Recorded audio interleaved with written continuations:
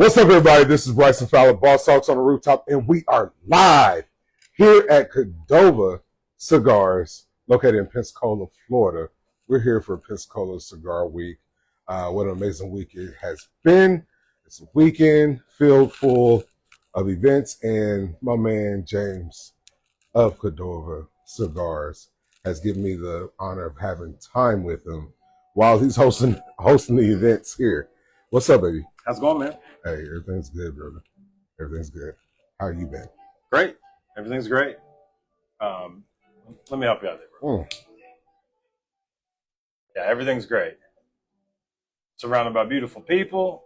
We got a little bit nicer weather today than yesterday. Mm-hmm. Having a great cigar. Yes. Good conversation. Yes. I can't ask for anything else. I can ask for a little bit more money. But you know what? More trouble. I'll take that. Just more trouble. I like the trouble though. There you go. I ain't even mad about it. But the question is, I'm always asking, why cigars, brother? Why cigars? There's so many answers to that question, bro. Right? Mm-hmm. Why cigars? Mm-hmm. A love of the leaf. Mm. A love of the culture. Mm. And a commitment to all of the people in the industry. Yeah. Right? Mm-hmm. Both my customers, my family, right? The growers, right? The guys in the fields and the farms, guys at the rolling tables. Yeah. People blending. I mean, it's art, right? It's functional art. Mm-hmm. But more than that, on a deeper level, it brings people together. Yeah. And see, I'm more so community than I am culture. Sure. Right? Culture is very, very much how you're brought up. Of course. What size of coin you've been on. Absolutely. But the community is what brought us to the same thing. 100%. And so for me, I'm always engaging in building the community. Yeah. Like the culture is the culture. We have our traditions. We have our vices, our particulars that we love about each aspect of the leaf. But the community is, we sit down and it's still the leaf. Absolutely. You know? Absolutely. We can talk about anything. You never know who you're sitting beside, right? It doesn't matter. All that goes away. All the expectation, the social expectation goes away. Right. You can just talk about this. Yes. Right. Yes. And when I say culture, I don't mean fancy cars, right? I don't mean wealth and throwing wealth in everybody's face. Right. That's not what I mean. When I say culture, I mean the culture of the people that are creating this. Right. Right. Mm-hmm. When I say the culture, I mean the culture of the ritual, right? Yeah. Of sitting down, cutting the cigar, lighting the cigar, and then having the conversations. Right. And see, I love that you said the ritual, right? Yeah. A lot of people they don't understand, exactly what it is. Right? And then everybody's ritual is different. It's different, for sure. Right? Absolutely. Everybody lights a cigar different. Yeah. Everybody cuts a cigar differently. Mm-hmm. Some people light cigars before they cut it. Yeah. Right? And then cut it. And then it's different for everybody. Right. There's no right way.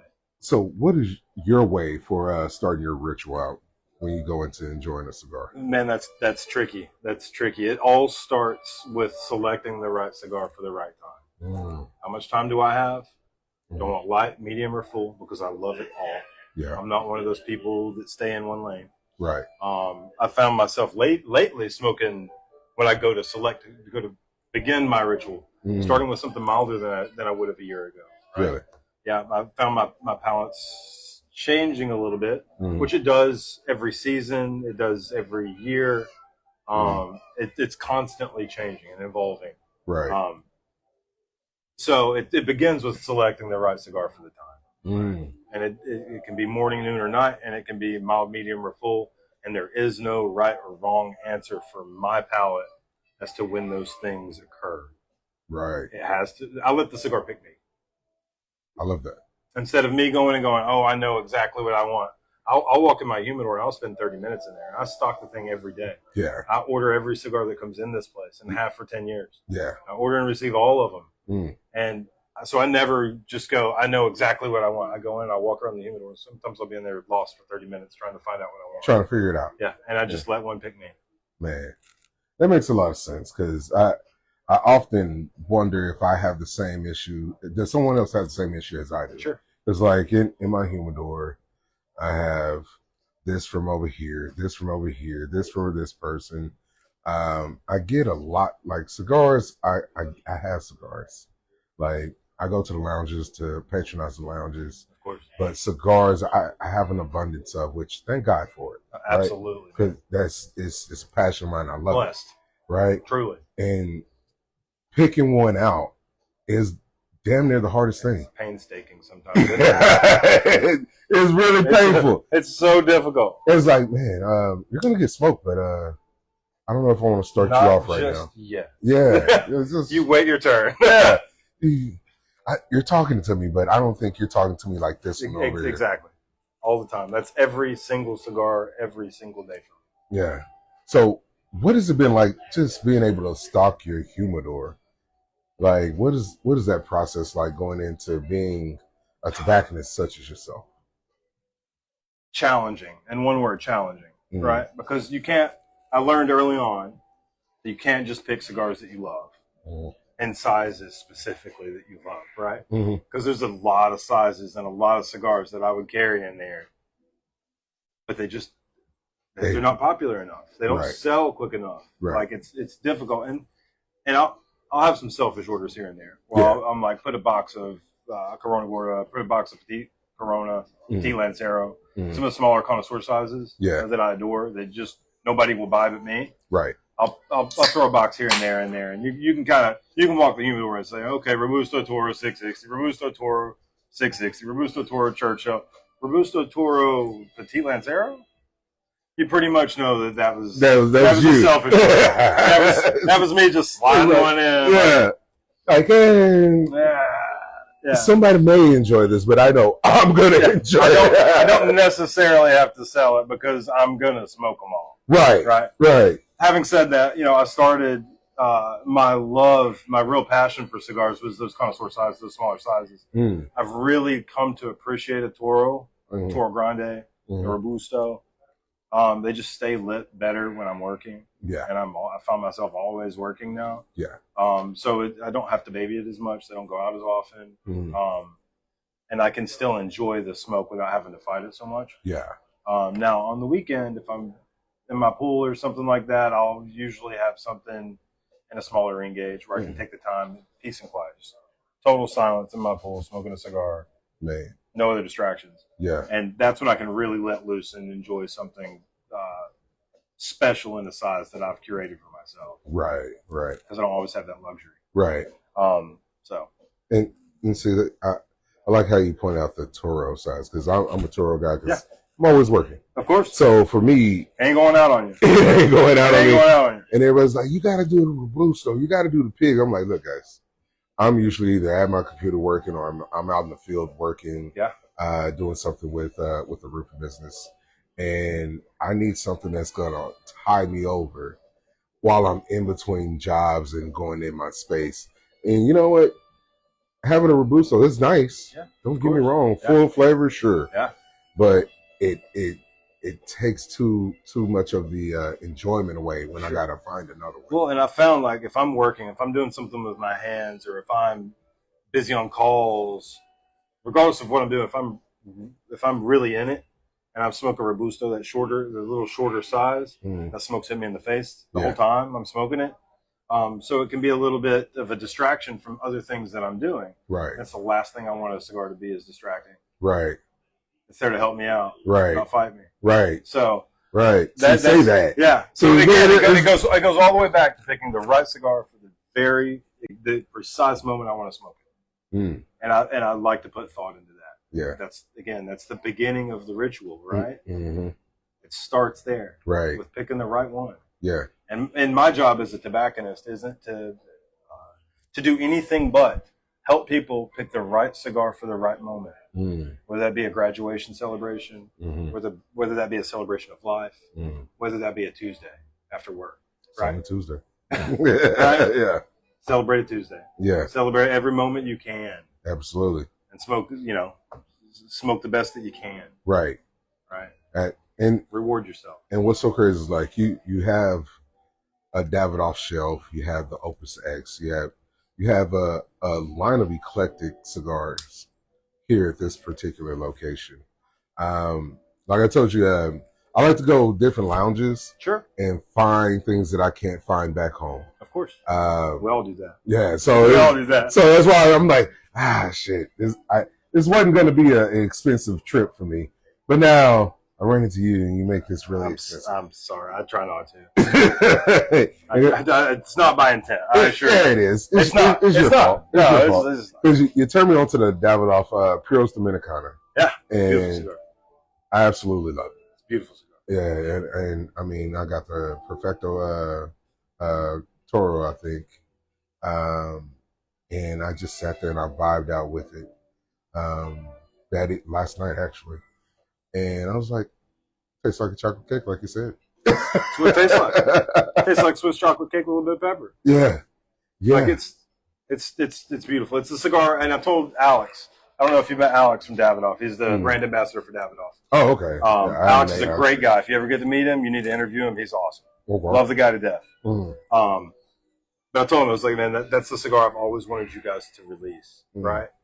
I love the Davidoff Nicaragua. Yeah. I love the Davidoff Winston Churchill. Those are two Davidoffs that I smoke more than any of the rest of them. Really? And I love Millennium, but there's got to be the precise time that I smoke a Millennium. And it's not often, but when I want it, that's the only thing that I want is the Millennium. Yeah. When that is the cigar that I'm in the mood for, a dark chocolate coffee, no sweetness. It's bitter by intent. Yeah. And it's beautiful. Yeah. But that Puro Dominicano, like that smooth, sweet chocolate hit, right? With a little bit of pepper in there at the end. It's just like, it's beautiful. They did a bang up job on that blend, and I could not be more excited for the sizes that they did. Yeah. They were just like, listen, Robusto, Toro, Churchill, sorry guys. You're getting a Corona Larga, you're getting a Perfecto, and you're going to get a short Robusto. Yeah. And I couldn't be more pleased with that decision. Whoever made that decision, spot on. Because if you haven't noticed, he's kind of a cigar nerd. So. I am. So, it's a problem. I love to call people cigar nerds. I'm guilty, 100%. I own it. When I find one, I always love to pick their brain. Oh, of course. Right. So, I'm gonna ask you this, guys. Pause. No Diddy. Careful. Does size matter? Absolutely. Why? For every reason. Right? Again, I hate to say it again. This is, we're very short into this conversation, right? The right cigar for the right time. Right. I can't say it enough. I can't emphasize it enough. I've got 45 minutes. I'm not going to light a Toro, right? I'm working with my hands. I'm not going to light a Lancero. I have to fight it the whole time. Yeah. I want something smooth. I'm not going to pick up a Petit Corona. You go down in size, you go up in intensity. Yep. And that's very much so. It's the biggest mistake that I see new smokers, Because in their mind, the smaller, the less. It's going to be less of it. Yeah. Like, no. Now, sometimes that can be the case, right? It depends on the blend. It depends on the blend. It's definitely contingent upon the blend.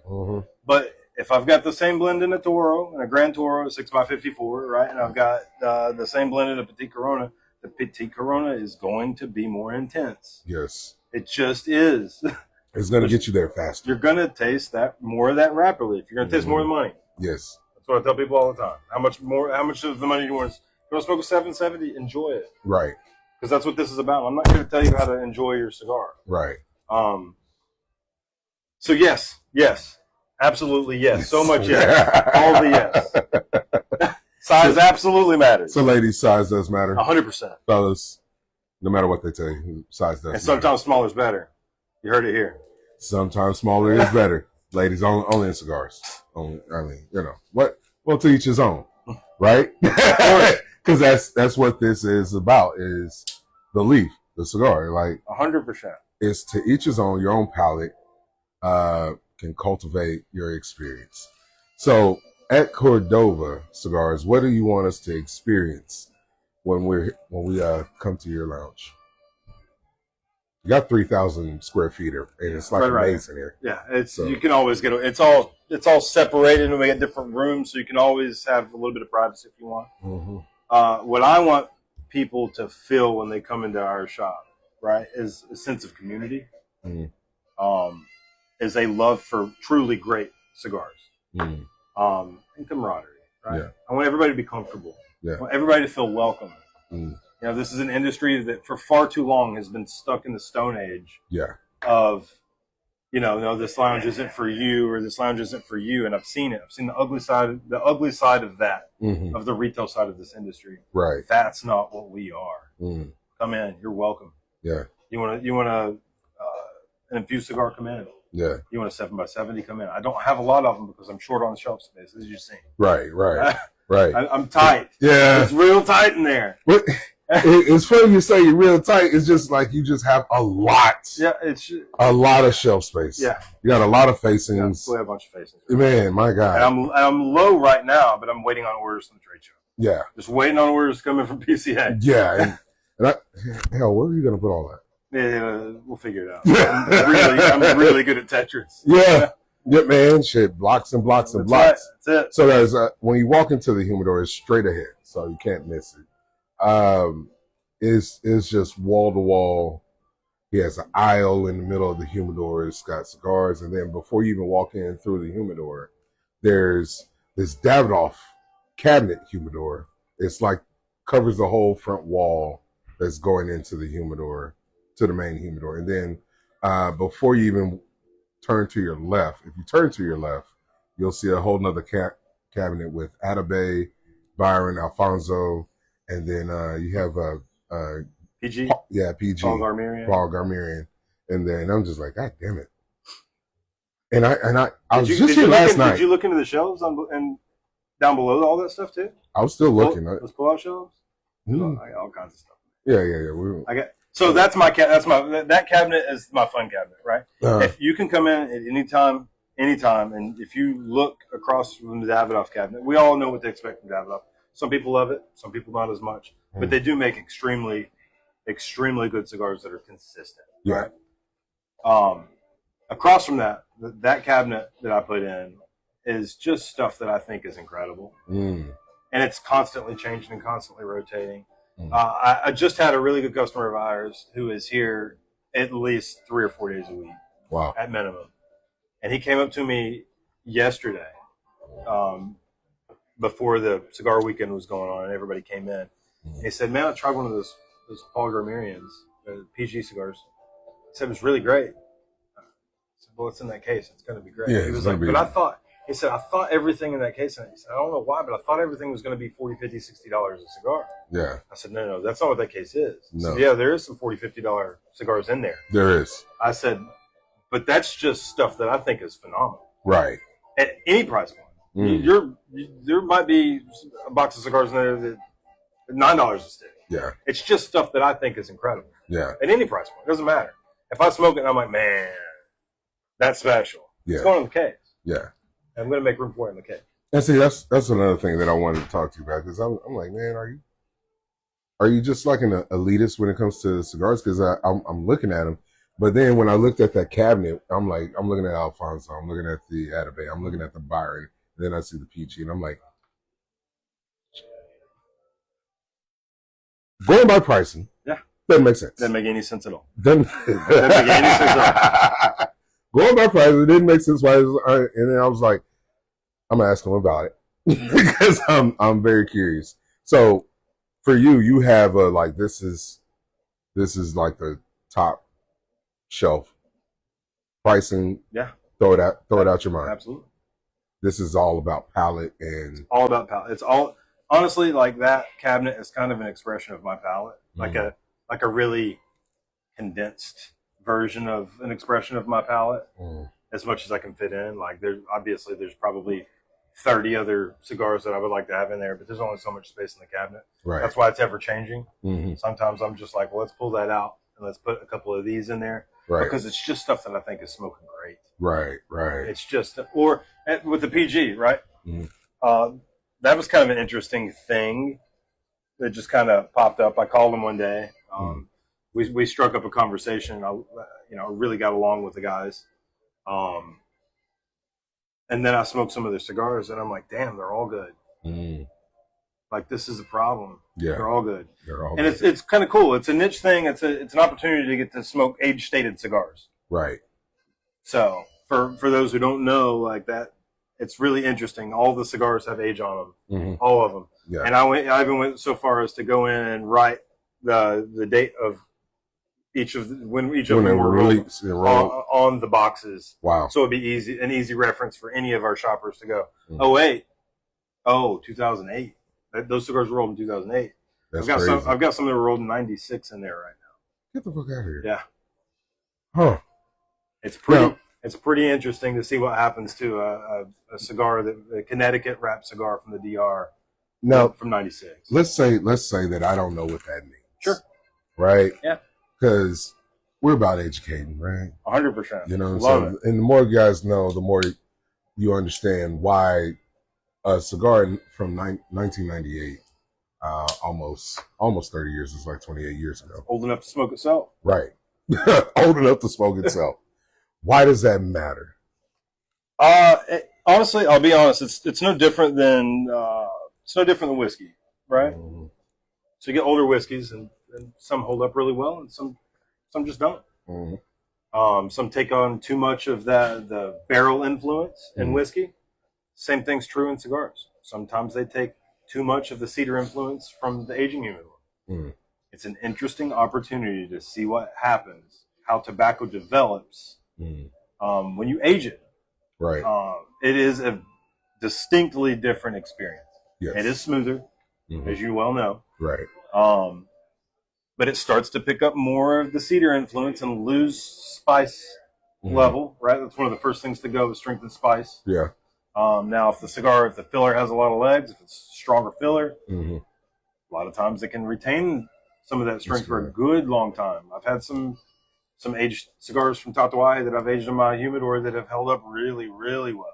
Right. But I've also had the other side of that coin where I've had some cigars. I'm like, man, these are going to be bang up when I age them. Yeah. And after a year, I smoke it. I'm like, it's gone. It's gone. Which usually indicates to me as a cigar nerd, Mm. right? I take no offense. No, it usually I don't think it's funny if you did, but even better. Yeah, even better if you took it this way. Yeah, no, it's I'm an agitator. Go ahead.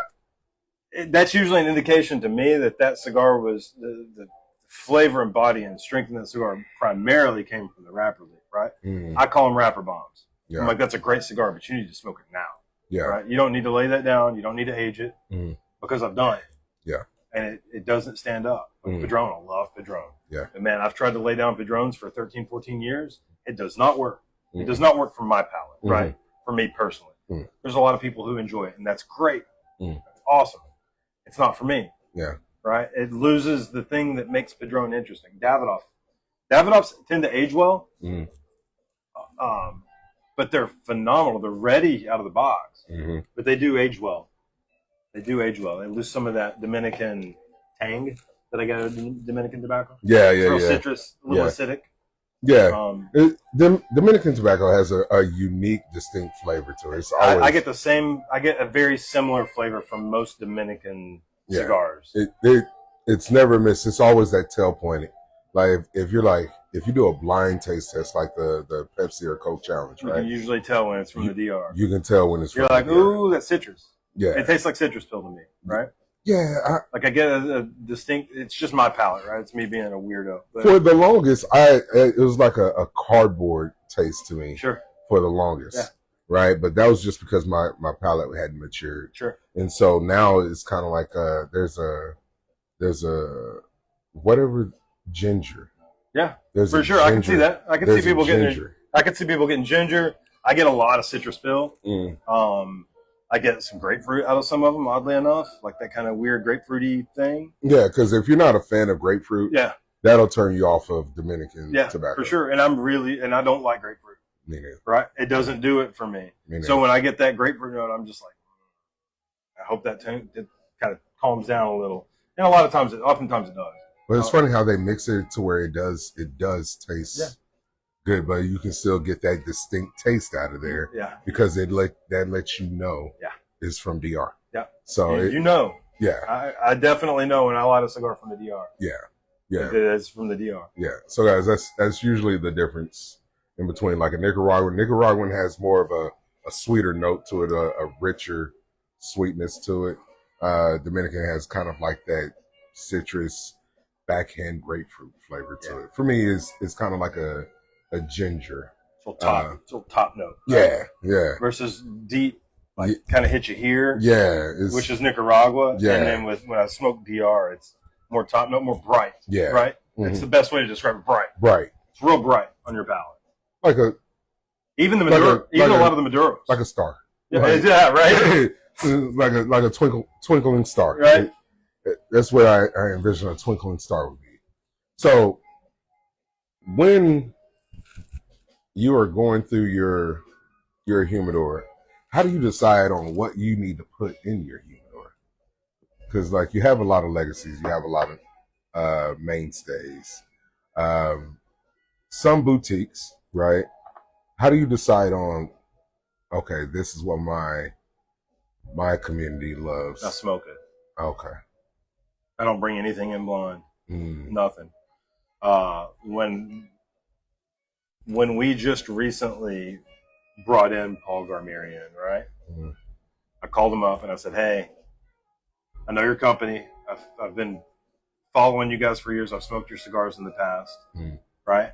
I'm interested in your brand because for a few reasons, right? One, it's interesting to be able to offer people an age-stated cigar. Yeah.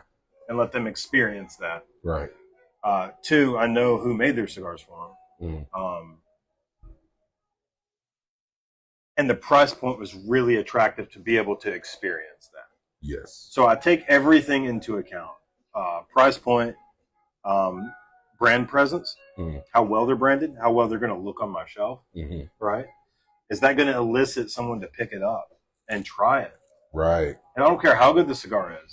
Right. If it's not properly branded and packaged, it doesn't stand a chance next to some of the other guys in there. Like it's so difficult. It's such a tough industry. Because I mean, you taste with your eyes first. 100%. You know, you taste with your eyes first, which is why the marketing, the packaging, it all matters. The brand awareness. And I'm not saying it has to be this big dress box with all this massive band. Right. I'm saying there's a lot of weight in an old, a 25 count Cuban box with really minimalist branding and packaging. There's a lot of weight there. But I'm saying it's pretty important to pick a lane and kind of stay in that lane. How's it going, man? So I think it's important to pick a lane and kind of stay there and try your best, especially if you're a newer brand or a boutique brand, right? To make sure that it's cohesive and people can understand the brand again and again, right? Because I can go in, I can't tell you the amount of brands that I've brought in because the cigars are great, and I'll sell out. I'll sell through that first turn really quick. Everybody will buy them all out. I'll reorder again. Nobody will buy it again. And all the feedback that I got from it was great. Right. You're right, man. That cigar was great. And they never pick it up again. Well, none of the boxes look the same. They don't have the name of the company on the boxes, stuff like that. So I try to take all of those factors into consideration when I'm selecting a brand for our humidor. Right? I like it when a brand has a story, but I like it when a brand has a true story. Right. Right. Right. There's a lot of Dons out there. Yeah. Yeah. I'm like, I honestly, I couldn't care less if your great grandfather was a Cuban farmer and grew tobacco in Cuba. I don't care. What are you doing now that's going to excite me right now? Right. What are you putting in the box? One of the first questions I always ask: who's making your cigar for you? What factory? right? So I know what to expect when I'm trying out product. Right. And there's some people that I already know what I'm going to get before I ever cut and light it. I cut it and light it, and now occasionally I've been surprised. Yeah. I've definitely been surprised. But there's also the work that you've put in, right? It's if you can call it I do work. I get to enjoy cigars. Man. Well, I mean, that's because it's something that we love, right? Of course. And it's like one of those things, like, you've been in the cigar industry for 10 years, probably been smoking longer than that. About 20. You know? So going into that, you understand, like, okay, well, I've been 10 years working, so now I know who I'm talking to. And then 10 years before that, I've been smoking and just, I found something I love, and now. Of course. And I always want to know, I always want to find new brands and new stuff that's really exciting and interesting. But it also has to make sense. Right, because I'm not the only one smoking it. Right, I've got a customer base that I have to be loyal to. Right, and they trust that I'm going to bring in things that they like. Right. If I just start bringing a bunch of stuff in that I like, they're going to stop trusting me. Right, because they're like, "What is all this weird stuff?" Right, right. Because not everybody's a purist, and like. Not everybody's a cigar nerd. Yeah, as a matter of fact, there aren't a lot of us. There's not. We're a very small percentage of the consumer base. Yeah. Right? Very true. Most people just want to relax and have a great cigar with a drink after work, after a long day's work, or after a really Do I like it? Do I not? Exactly. Yeah. What notes do I get? Tobacco. It's good or it's not. Right. Right. So, and like, don't show me the note wheel. Yeah. I don't need the flavor wheel with all the stuff. Yeah. And, pencil lead and freshly tanned leather and all that. Hey. I just need, is it good or is it not? Yeah. Why is it good? Yeah. So I'm like, hey, do you keep a cigar journal? What are you even talking about? What are you talking about? Yeah. Hey, man, give me a stick. Let's smoke and shut the fuck. Exactly. 100%. And oftentimes, like, if I know you and I've met you a few times, I've already tried my best to do my due diligence and found out what you like. I've got a pulse on what you enjoy. Yeah. So I'll hand you, and you're like, hey, what am I going to smoke today? What's good? Right. I can't tell you how many people come in. What am I smoking today? What's good? Right. What's my cigar of the day? Right. I'm like, there you go. It's this. It's 100% this cigar right now. What have you eaten? When are you smoking it? Now, the important questions that I have to ask to help them make a difficult decision with their money. Right. Right. I'm trusting you with my money. Exactly. 100%. I'm helping you make difficult decisions. Right. This shit's important. Yeah, very much so. So, and it's, so I've got to understand your palate. After I understand your palate, I'll help you pick out a cigar. And I'll give you a recommendation on the spot like that. Smoke that right now. Yeah. Right now. You need to smoke that. If you don't like it, I'll buy it. That's real. Yeah.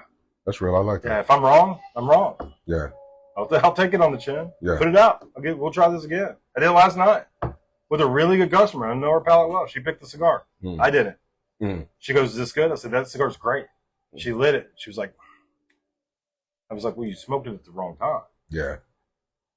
It wasn't time for you to smoke it. It was a light cigar. It was after a heavy cigar. It was with a glass of heavy red wine, a big red wine. And I'm like, we're smoking this at the wrong time. And that's on me because I watched her cut it and light. I was like, you didn't even think about it. So I literally went to the cabinet, bought the adjacent product that is right for the moment, handed it to her. And she was like, what? These are totally nothing alike. And I was like, I know. I know. I know. That's why I picked that one. You picked the other one, so I wasn't going to interject.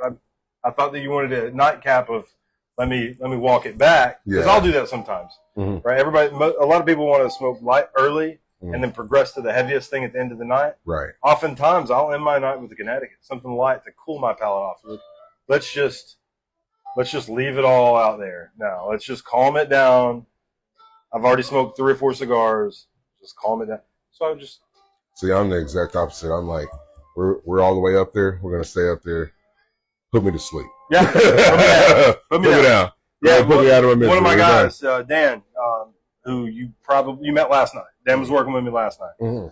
That's how it's exactly his palate. He wants the heaviest, hardest thing very last.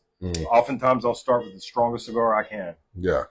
Early in the morning, first thing in the morning, double espresso, boom. Right, that's get you going. Yeah, get me going. Let's go. We're about to attack this day. Yeah. See, and I don't have a build, right? I don't. For me, I'm a consistent.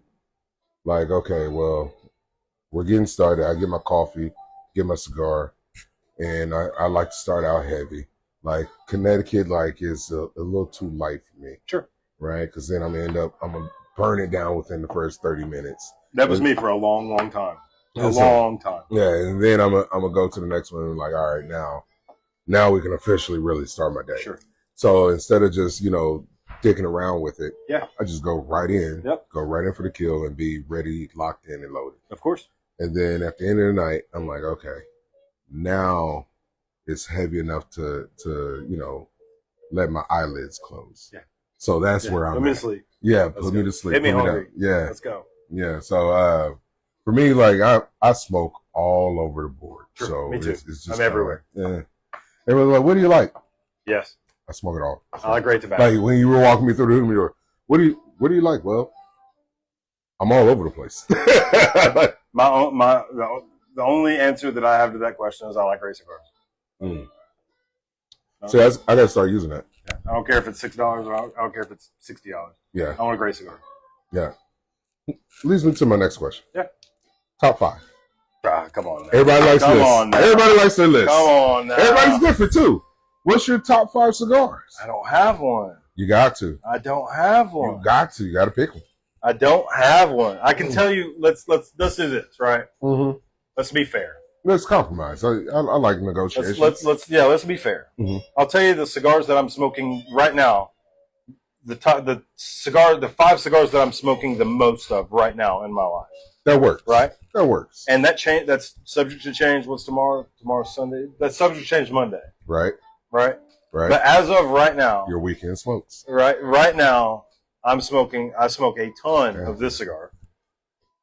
That's Plasencia Alma de Campo, the gray label Plasencia. I think it's great. Mm-hmm. It's a medium-bodied cigar. It never gets in the way. It's a Nicaraguan cigar that is super easy to smoke. It's a cigar, before it came out, I couldn't find anything that did what this cigar does. Mm. It's a cigar that I was always looking for. I'm looking for a mild expression. Mm-hmm. It's not a mild cigar. They don't call it a mild cigar. They call it medium plus. Right. It tastes mild to my palate. Yeah. It's very clean, but it's not Connecticut. For the longest time, like I said, it took me a long time to get there to appreciate Connecticut. Right. People taste cream. A lot of times I taste bitter. Mm-hmm. It's really bitter on my lips. It's really acidic. Yeah. And other people taste it differently, right? Mm-hmm. Connecticut's really tricky like that. Yeah. So this is a cigar I was always searching for. They released it. I smoke a lot of it and have since it's been released. Yeah. And it's been on the market for a while now. So this is one of my favorite cigars, period. Alma de Campo. Gray label Plasencia. It's gray label now. It's changing. They're changing the packaging. Did you see at PCA? Did you go by? Yeah. So they're changing all the packaging. It's going to be like a dark brown label. Yeah. It's beautiful. They did a bang-up job. They always do. It's a great company. Yeah. Paul Garmirian, Gourmet. Old cigar, been around for a long time. It's a Connecticut. It's not fussy. It's not tricky. It tastes like honey and nuts, and it tastes that same exact way every single time I smoke it. Wow. It's very consistent. It's very clean. It's very light. It's beautiful with a latte or a double espresso, something, a coffee. It's a coffee vein cigar. Yeah. I can't smoke it midday. Yeah. I've got to smoke it in the morning. But when I do, it's extremely consistent, and the ones that we get in are typically well-aged. Nice. So I smoke that cigar a lot. Tatuaje. What have I been smoking lately from Tatuaje? Corojo, his Corojo stuff. 2008. The Cajonos I smoke a lot of. But there's always one Tatuaje I'll gravitate toward at any given time. Regios. Oh. Original brown label Regios. Mm. It's like a Robusto Grande. I think it's like a 5.5 by 52. Yeah.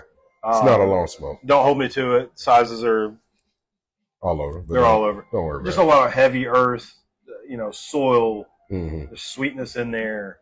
There's spice in there. Mm-hmm. Just a really complete cigar to my palate. Yeah. And it's an original. It's an OG. Such a good cigar. Yeah.